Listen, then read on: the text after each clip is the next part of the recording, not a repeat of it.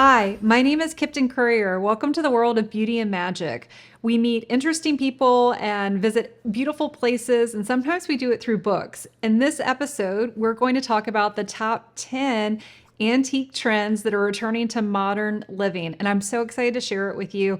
This is an old book. This was published in 1983. It's called American Decorative Arts, and I have that awful habit of taking off dust covers. So it's not the cutest.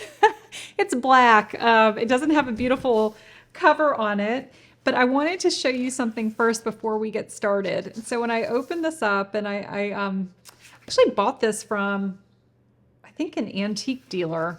And when I opened it up, someone had inscribed something in it. And it says, "Love to Deb for your new house, February 25th, 1983, Dad and Mom." I just love it so much. It's such a beautiful and special thing, and what thoughtful parents. And I hope Deb loved her house, and I hope she loved this book.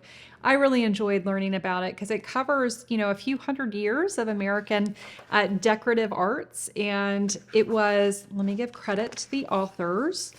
Robert Bishop and Patricia Coblentz made American Decorative Arts. It's 360 years of creative design. It was published by Harry N. Abrams in New York, and I'm so excited to share with you the top 10 trends I think are returning to modern living. Some of them have never left, but I'd love for you to join me. So to set the stage, I'm going to read a little bit of the intro. Sitting in a comfortable, easy chair in front of an ornamental fireplace in a centrally heated, air-conditioned room with carpeting underfoot and all of the amenities of physical comfort at hand, no one living in America today can readily comprehend the austere life endured by the early colonists. Survival itself was tenuous. Food, a dwelling that was warm and dry, and security against hostile people were the primary concerns of every colonist. Experimentation in the design of home furnishings, the decorative arts, took many years to develop in the culturally isolated seaboard hamlets and towns that dotted the Atlantic coast during the 17th century. Until about 1680, design in colonial America was for the most part borrowed from England, where the simple, crude styles of the Middle Ages still prevailed. The Italian Renaissance had led to the development of a more gracious way of life throughout much of continental Europe, but the influence had yet to leap the Channel and affect England. For the colonist, whatever London dictated was followed by America.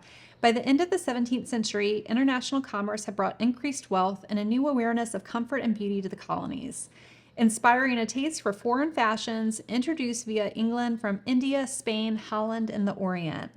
These foreign fashions served as a catalyst for the American craftsman, the cabinet maker, silversmith, glass blower, and needleworker. What I really love about this book is it encompasses 360 years of American decorative arts. It divides them into categories. It talks about what was going on culturally, what was going on politically, and what led to different eras of design.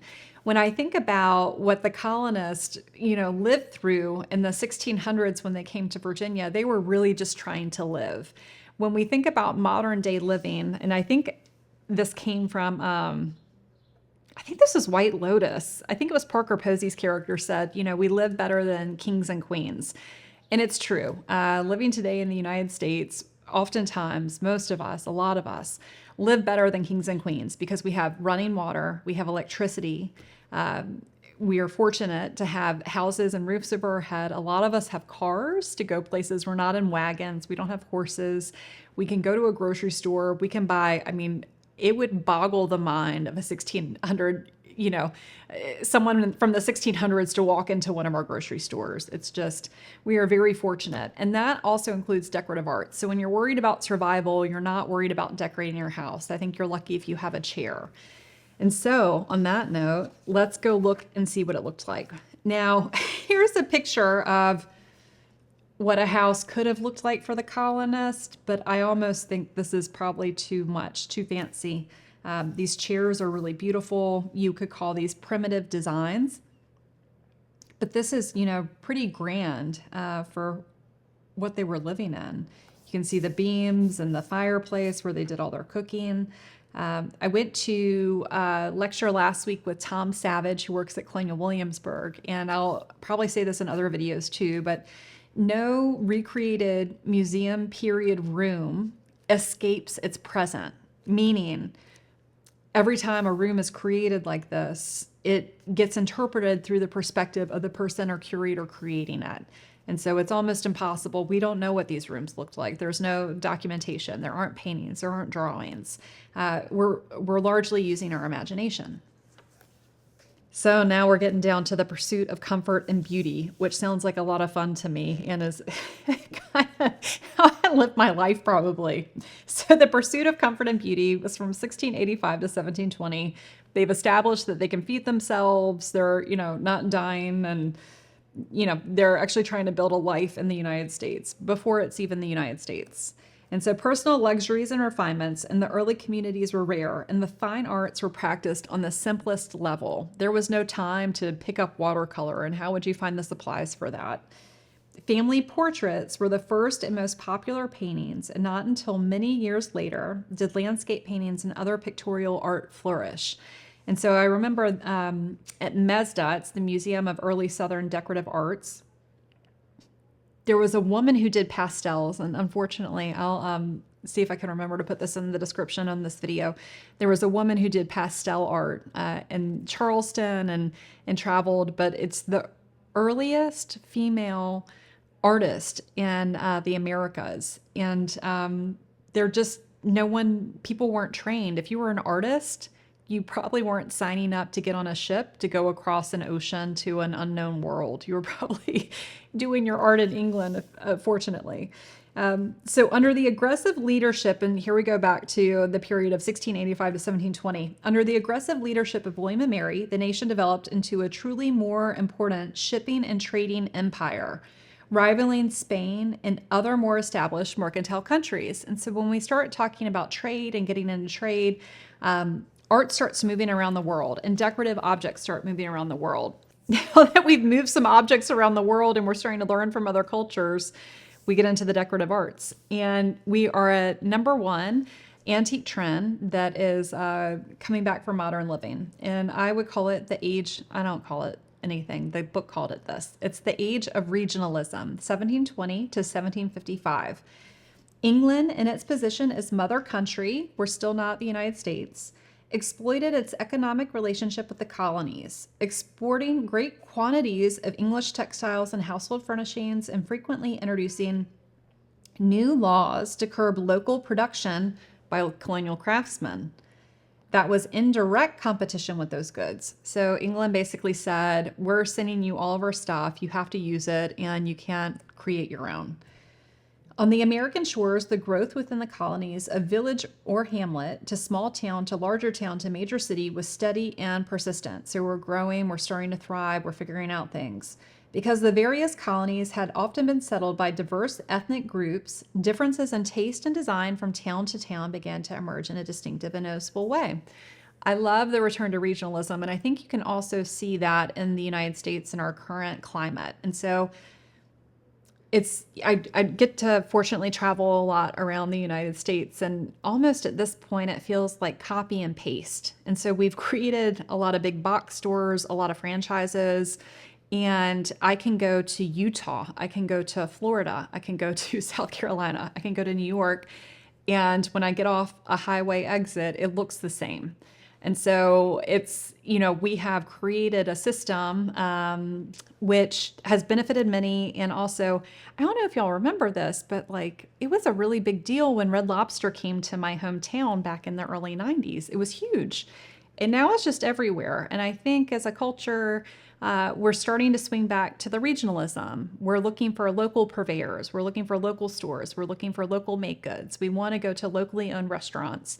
And, like in all things, it swings back and forth and things correct themselves. So I would say we are a trend that was in this book is the return to regionalism and kind of creating our own culture in the places that we live, which I'm really excited about because I live in Richmond, Virginia, and we have a pretty fun culture, and I love going to locally owned businesses here. Number two, Japanned Highboy. And so I Googled this. I had never heard this term before, but I've seen it, and a lot of us have seen it. It's creating, it's taking a piece of furniture and then painting and lacquering it in an Asian type of paint or style. And so this is not done in Japan. It's not created in China. It's actually us imitating their art. And so, and I've seen these, they can be so beautiful. If you go back to the Michael Millard Lowe video that I have on this channel, he's an antique dealer from Norfolk, Virginia. He actually had a Japanned secretary that he was restoring. And so Japanned Highboy is really beautiful. I love painted furniture. I love painted folk art furniture, Japanned as well. And this is our number 2 antique trend that's coming back into modern living. It's a real statement piece for a home. I know my parents have a piece as well. And so I'm going to read this. And so this is the Highboy. It's made by John Pym. It's really impressive when you know who's made it. Japanned, perhaps by Thomas Johnson. And so a furniture maker would make the piece of furniture, and then an artist would come in and paint over it. Boston, Massachusetts, estimated 1740 to 1750, maple and pine. This is in the collection of Winterthur. So Henry Francis DuPont created a beautiful place outside of Wilmington, Delaware. And I would like to talk about that on another episode. So I'll save some of my Winterthur stuff for another day. But this Japanned Highboy in the Queen Anne style. And so you can see the Queen Anne style, the leg, the feet and the curve of the leg. It has a tortoiseshell background produced by streaking vermilion with lamp black and raised figures that have been gilded. And we learned on the episode with Michael Millard Lowe, gilded means having gold put on. That's called gilding.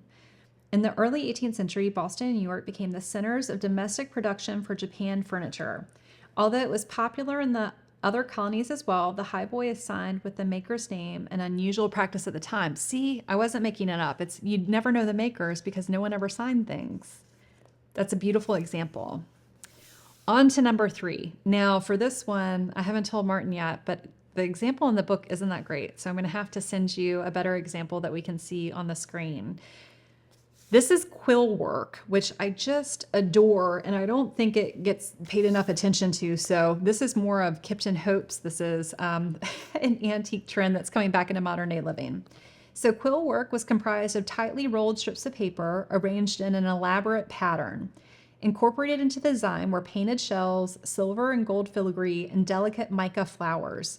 This sconce is an example of the occasional American taste for elegance in household decor, and might well have been made by a young woman at a fashionable finishing school where arts and skills were taught to the daughters of well-to-do families.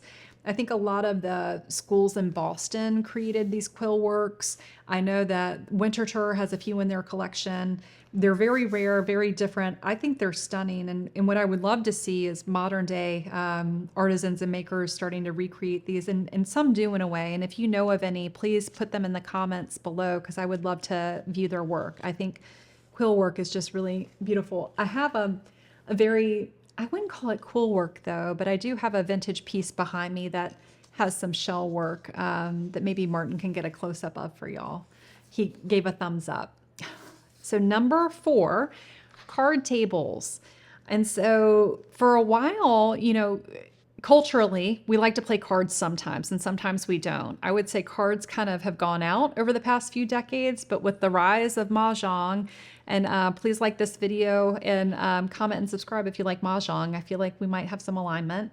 Are card tables. And so the slender cabriole leg and shallow frame are typical of furniture produced in New England. The turret ends or round corners were designed to hold the circular base candlesticks of the period. This Queen Anne card table, with its original needlework cover in extremely rare form, card playing developed into a popular pastime in the 18th century.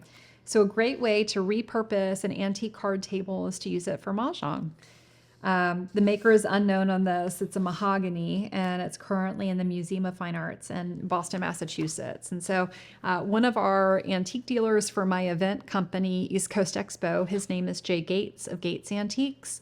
And I was in his shop recently, and someone was actually purchasing a card table for a breakfast table in a small kitchen. It was a really beautiful piece. And I said, Jay, do the Mahjong ladies, I'm not gender stereotyping, but maybe I am. Do the Mahjong people, the people that enjoy Mahjong, do they know about these antique card tables? And so hopefully you can go and learn about these antique card tables, because I couldn't think of a more fun evening to play Mahjong on antiques and appreciate old world craftsmanship. Moving on, we're going into a new period.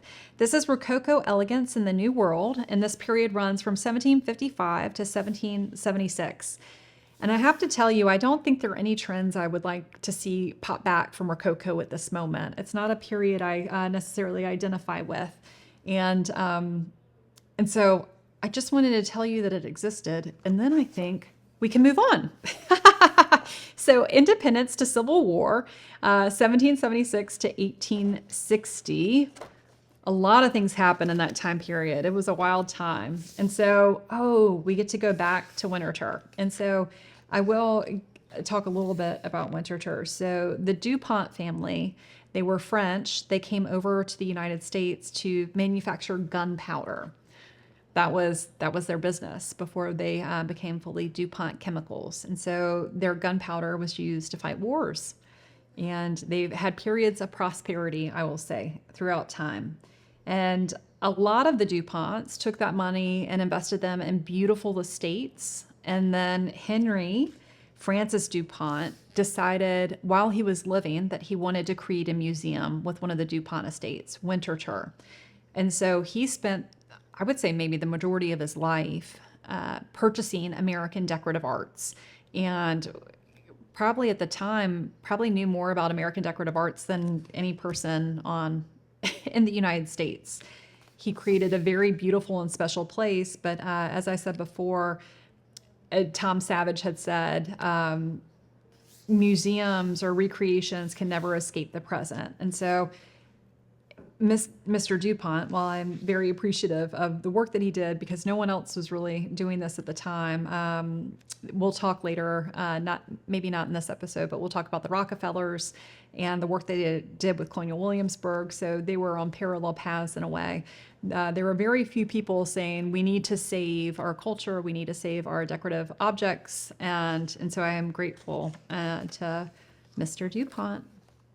Oh, and this is not an antique trend coming back, but I can't skip these. I think if you watch the Marin Montagu episode that we have on the channel, Marin's illustration style looks like this. And so this is an example of a catalog for Joseph Meeks and Sons. And this is how someone could order a piece of furniture and say, I would like number, 81, which looks like this fun armoire. There are descriptions below as well, but I love the illustrations. This is how we learn a lot about antiques. And this is also how, if something isn't signed, people who study these things and they study regional and they have all these in their files, they can go back and start to match pieces of antique furniture to older catalogs. And so I just wanted to highlight that as an example. Oh, we're moving into a really fun time. This is eclectic design in an eclectic world. This is 1837 through 1860, and I think we're going to get to some fun. Yes. And so trend number 5 for antiques coming back into modern day living, statement clocks. And so Michael Millard Lowe, who I think I've mentioned in this video, but we did an episode with him, and he's been an antique dealer for a few decades. I won't say how many, Michael. He said never buy clocks, and meaning as a dealer for resale, because they don't move. And so that presents an opportunity for you, viewer. Clocks and antique clocks are very underpriced. It's a great entryway to get into antiques, and they're beautiful. I don't necessarily care if they work. I believe them to be pieces of art and great home decor. And there's an abundance of them. The price point is great. And so if you were looking for a way to enter antiques or create that kind of collected home look, I would absolutely encourage you to start looking at statement clocks. Ooh, number 6. Taxidermy displays. They were considered very Victorian, and I love this one. This one is actually, and I need to look into this because until I read this book, I didn't realize that Mr. Henry Ford was a major collector of American decorative arts as well. So I think I might have to make a visit to Michigan to go see his museum too. And so I love taxidermy displays, especially in these when, so it's not even mentioned. I had to actually Google image this taxidermy display because it's interesting. This book, they aren't even mentioned, and you can kind of see. I think are they called? I think I don't want to misspeak, but I'm just gonna go ahead and do it because we're friends here. I think is it a clove that has that glass that goes over it. So at East Coast Expo, Antiques Art and Design, we do have Black Stag Queries. They join us. They were modern day artist and artisan, and Bambi produces modern day insect taxidermy. And so you'll see these beautiful, reminiscent of Victorian times, glass domes, and within them they're beautiful butterflies or beetles or flowers, and they're very special. And so I hope you can visit www.eastcoastexpo.com and learn more about our events. But Bambi will be there in September 2026. Number 7. This one's been a lot of fun. I've seen a lot of it on Instagram recently. And so these are calling card cases. This is our 7th antique trend coming back to modern day living. So a calling card back in the day, you would have these beautiful cases and you would have printed calling cards. And I would say these were society people. You would have to have some sort of means to be able to afford these cards, and you would call on people. And so we didn't have telephones. We didn't, I don't even know if the postal service was running at this time. And so you would drop by someone's house, and if they weren't there, you would leave a calling card just to let them know that you had stopped by. These calling card cases are really beautiful. You can use them as a modern day business card case. I love business cards. I love really nicely printed business cards. I think they're important in our modern way of life. It's nice to have something physical and tactile. And I really, really am obsessed with Mother of Pearl recently, and Dogwood Interiors. I'll tag her as well. She had some beautiful calling card cases. She's out of Raleigh, North Carolina. She's a vintage and antique dealer, and really has had a lot of fun with calling card cases recently. I just wanted to stop on this one. And so I'm just, this is a really beautiful image. We'll get back to the trends in a second, but I'll read to you what this is. This is the American Institute was founded in the late 1820s to promote advancements in agriculture, commerce, manufactured goods, and the fine arts. Its annual fair in New York City, where displays of domestic goods brought many of the contemporary machine-made furnishings to the attention of the public, included exhibitors from across the nation. And so we'll talk more about fairs in a minute, but this is a precursor to a department store. And the first department store, I think it was founded in the late 1800s. It's called Le Bon Marché, and it's in Paris. And so these notions of fairs or expositions really started coming in the 1820s. And it was a way to show what you were making to potentially purveyors from around the country, so then they could take things back to their communities. But I think this is a really beautiful, it's a watercolor on paper, and it's housed in the Museum of the City of New York. And I think it's really stunning. I almost might need to get a print of that. I love it so much. Okay, moving on, guys. We're moving into country styles, 1776 to 1860. This could also be called primitive. This table that I'm working on today is an example of a primitive table. There's a fun story about this table, actually. It's one of my good friends, Jane, gave it to me. And when I was moving into my office, she said, "I'm moving, I have a table, would you like it?" And then she said, "Here's the story." There was a huge moonshine operation in Southwest Virginia called Whiskey Ridge, I believe. And it was the largest raid by the ATF in Virginia. And this is one of their tables. And it had lived on this farm that was producing moonshine for a very long time. primitive means it wasn't probably made by a professional maker. It could have been someone on the farm. And I do love it. I'm hesitant to paint it or do anything with it. It has a lot of patina and speckles, and I do enjoy it. And so this is an example of primitive. Oh, and primitive also can mean untrained. And so the number 8 antique trend coming back to modern day living is folk art. I love folk art. It's probably one of my preferred. It's, self-taught in a lot of ways. We met artist Jeanie Keys, and we'll talk about this guy in a minute, but Jeanie Keys in another episode, she called herself self-taught, which means untrained. And this is one of the most famous pieces of folk art that we have. And this is The Peaceable Kingdom by Edward Hicks. It's oil on canvas. It says private collection in here, but I think it may be in a museum at this point. This charming painting, one of the many variations of the theme made by Hicks, portrays in the left background William Penn in friendly dialogue with the Indians. The painting is an ingratiating and literal interpretation of the prophecy of Isaiah. And so Edward Hicks used a lot of biblical references, and the Folk Art Museum in Colonial Williamsburg actually has a few of his pieces that are really beautiful, and they also have biblical references. But I love the incorporation of animals, and it's a really beautiful example of folk art. I mean, this came from his mind, and he was able to, in the 1800s, obtain the oils and the paint. It just blows my mind. Number 9, we're closing in on 10, and I may have some Easter eggs for you as well.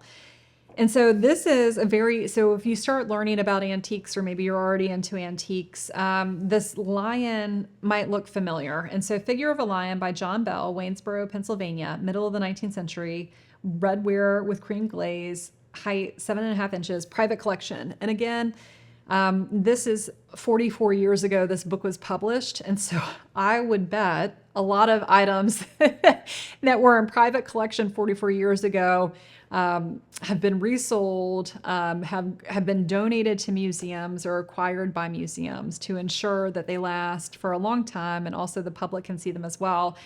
I think the Museum of Early Southern Decorative Arts has another lion by John Bell. It's rotating in one of their rooms that I really love as well. But I love all things lion, any antique lion, and I'm bringing it home. I just have a thing for lions. And so now we're getting to the maturing nation, the time period of 1860 to 1914. So again, we're still in a period of antiques. An antique is anything considered 100 years or older. And we're getting in a thin sliver called the Days of Abundance, the period from 1860 to 1876. Now, I highlighted this picture of this room. So because we're in days of abundance, and I think the country for such a long time, I mean, this is, human history. We didn't have a lot, and we didn't really have anything to decorate because we were trying to survive. I mean, the average age of, someone dying 400 years ago was at 36 years old. And so there was no time to decorate. And so all these people have all this money in the late 1800s. And sometimes I go visit these house museums, and I won't say their names, but I get into them and I'm like, wow, they really didn't know how to spend their money. I think we were still figuring things out. And this is an example of that. And that being said, everyone has their own taste. And I'm sure there are many people who find this incredibly beautiful. And, I personally do not, but what I really like about this channel is all are welcome, and everyone does their own thing. So there's no standard for what things should not be. Again, I found another catalog from the Thonet brothers. They were making a lot of beautiful chairs, very special. So the Viennese firm of Thonet brothers manufactured and exported to American depots great quantities of bentwood furniture in a wide variety of forms. Usually the Thonet, and I think I'm pronouncing that right, Thonet or Thonet, products were not assembled until they reached the depot showrooms. And so it looks like they had a showroom in New York City, and bent wood is not easy. And so they definitely had a method of their production. And these are beautiful examples of antiques as well. We're at number 10. You made it the whole way through. I appreciate you, and I hope that you subscribe, because I think you're my audience. I think, not my audience, you're my YouTube friends, I should say, in a way. You can see all the statistics on YouTube and see who follows you and who watches the videos. And I'm always looking for the people who make it to the end, because you're my people. So welcome. And so fairs, number 10, fairs, and more fairs, 1876 to 1914. This is my favorite. I showed the exposition earlier, but the reason I created East Coast Expositions, it was inspired by the Foix de Château outside of Paris. And the Foix de Château outside of Paris is a market. It's mainly antiques at this point, but it started in the Middle Ages. It's been around for hundreds and hundreds of years. They don't even know how or when it started. There was something involving kind of roasting pigs, but fairs. And so on that, we end on America the Beautiful. And so the next period in this book is 1914 through 1980. And I think this is best saved for maybe a different person to read, or for a different time, because I really am interested in learning more about antiques, and hopefully you join me today because you are too. And so please like, subscribe, comment. I can't wait to see you in another video. Oh, and what I've added, and tell me if you like it, is I'd like to talk about a piece of art or an antique every time that we meet, so we can learn together, because I love learning on YouTube. And so this is Franklin Keyes Caskie Courier. And Franklin is a really important piece of art to me.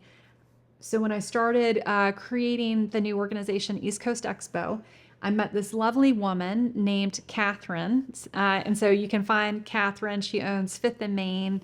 That's another one of our videos that you can go learn more about Catherine. But I found Franklin and Catherine's shop at Fifth and Main at the Hancock Wirt Caskie House. And Franklin was actually created by an artist that lives in Richmond, Virginia, named Jeanie Keyes. And you can also find in the episodes, I did an interview with Jeanie Keyes as well, and she talked about the creation of her creatures.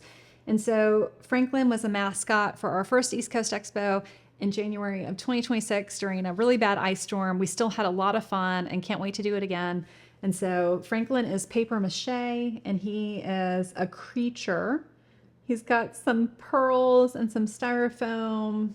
He's got some nice dreadlocked ears. He also, his bird's fallen over. He has a bird on his head. The bird was falling off, but I just love him. He represents so much to me. So be sure to go check out Jeanie Keyes. She's on Instagram. I think she has a website too. She is represented by the Court Gallery in Richmond, Virginia, and I can't wait to see you until next time. So thank you. Oh, always. Please look for the beauty and keep the magic in your heart, and we can't wait till we see you again. Thank you.